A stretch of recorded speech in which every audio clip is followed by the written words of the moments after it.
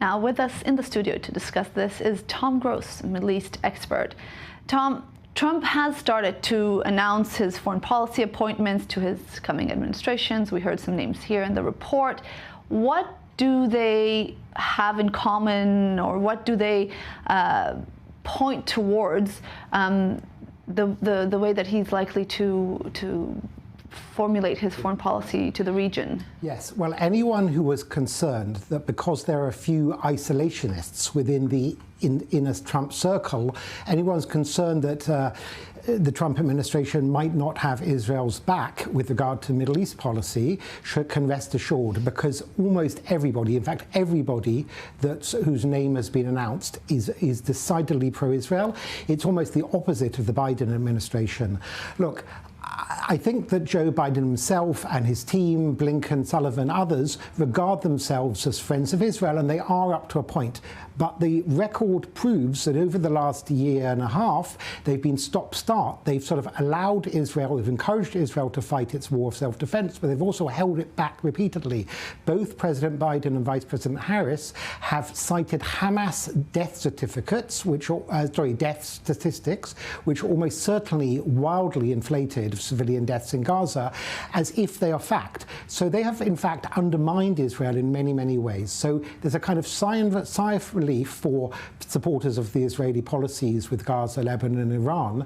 With the incoming team, you've got Marco Rubio, Secretary of State. He has squarely said that every death in this war in Gaza is on Hamas's hands. It's Hamas who could surrender at any time. They are using human shields. They are firing rockets from underneath rockets and schools. Then you've got the Mike Waltz, the National Security Advisor, resolutely pro-Israel, gung-ho on Iran, wants Iranian nuclear sites taken out.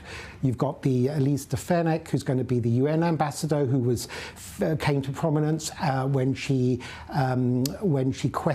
grilled the heads of those Ivy League universities in Congress, the heads of Harvard, MIT and Penn, and they refused to unequivocally condemn calls for genocide as hate speech.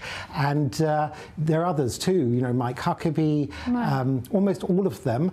So the idea being that you have to have your allies back, that the war will come to a quicker end if America actually supports Israel rather than kind of pushes it one step forward and then one step back. Right. I do want to ask you, though, we are seeing a Trump administration that is turning out to be quite pro-Israel, but we're also aware that a lot of Arab countries and Muslim leaders are expecting to see support from Trump as well. Is it because they're expecting to see peace sooner rather than later, or is it more of There's no inconsistency there at all. You have the father-in-law of one of Trump's kids, who is a Lebanese Christian, who became one of his advisors. Most Arab countries share the same goals as Israel. The last thing they want is for Iranian proxies, such as Hezbollah and Hamas and the Houthis, to have any kind of victory. In fact, were there to be a premature ceasefire that would allow Hamas to stay in place, in power, it's not only Israel that will be perceived to have lost the war, but they are, you know, Hamas is a member of the Muslim Brotherhood. There are Muslim Brotherhood movements in Saudi Arabia, Jordan and Egypt and elsewhere.